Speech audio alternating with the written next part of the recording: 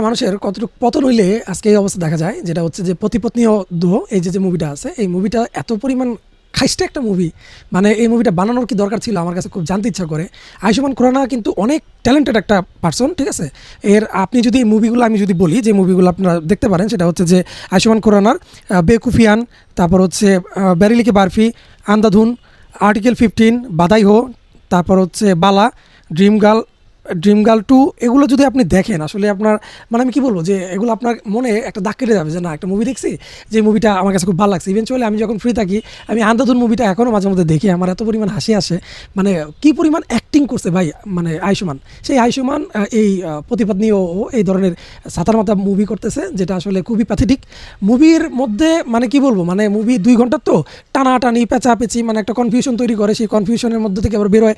মানে ওই যে সেই 1990-এর দিকে যে গোবিন্দর মুভি বেরোইতো, ওই মুভি ফলো করে আর কি, না আসলে হাসায়, না আসলে মানে কিছু বোঝায়। এত পরিমাণ খারাপ অ্যাক্টিং আমি আমার মানে আয়ুষ্মানের থেকে আশা করা যায় না। মুভিটা আয়ুষ্মান ভিত্তিকে কেউ যদি মুভিটা দেখে তাহলে আয়ুষ্মানকে মানে কেন্দ্র করেই দেখবে, কিন্তু টোটালি হতাশ হবে এই মুভিটা দেখে।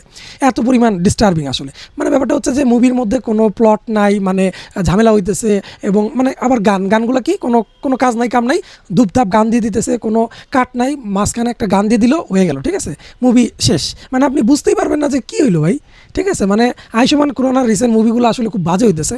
আমার মনে হয় যে মানে চাপ আসতেছে, মানে চাপ বলতে কি, ধরেন বড় বড় মুভিগুলো তো অনেক বড় বড় কাস্টাররা নিয়ে যায়, ঠিক আছে।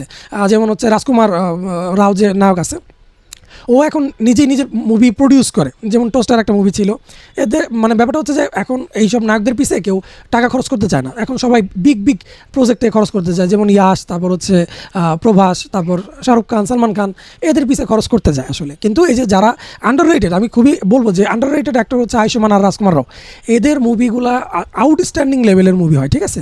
মানে কি বলবো, মানে এই মুভিগুলোর জন্য এই পরবর্তীতে এদের ক্যারিয়ারটা আমার কাছে মনে হয় যে আর টিকবে না, কারণ হচ্ছে যে মুভিতে কিছুই নাই ভাই।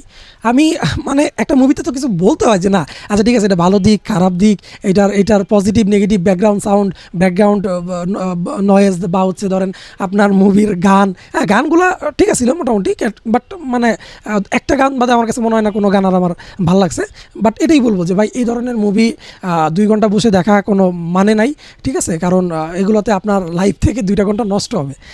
তো এই ছিল পতি-পত্নী ও। এই মুভির রেটিং যদি দেই তাহলে আমি 1.5 দিব।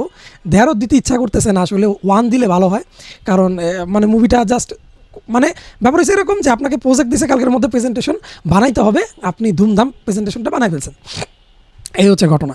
তো মুভিতে 3টা নায়িকা, রাকুল প্রীত, সারা আলি খান, তারপর হচ্ছে ইয়ামি গাপ্পি, মানে এদের কোনো স্পেসিফিক কোনো চরিত্র নাই আসলে। আর সারা আলি খান ভাই, এই মেয়েটার দরকার কি জানেন, এই মেয়েটার দরকার হচ্ছে যে 2 বছর শুধুমাত্র ওই ট্রেনিং নেওয়া, মানে ওই থিয়েটারে কাজ করা, কারণ এর কোনো কিছুই না, মানে মুখ থেকে ফোটে না। আপনি একটা জায়গায় আপনার এক্সপ্রেশনটা অনেক কিছু ম্যাটার করে, সারা আলি খানের কোনো এক্সপ্রেশনই ফোটে না ভাই, ঠিক আছে। মানে একে যে নিতেছে, I don't know how, why. So thank you so much for watching this video. মুভিটা অবশ্যই সাবস্ক্রাইব করবেন।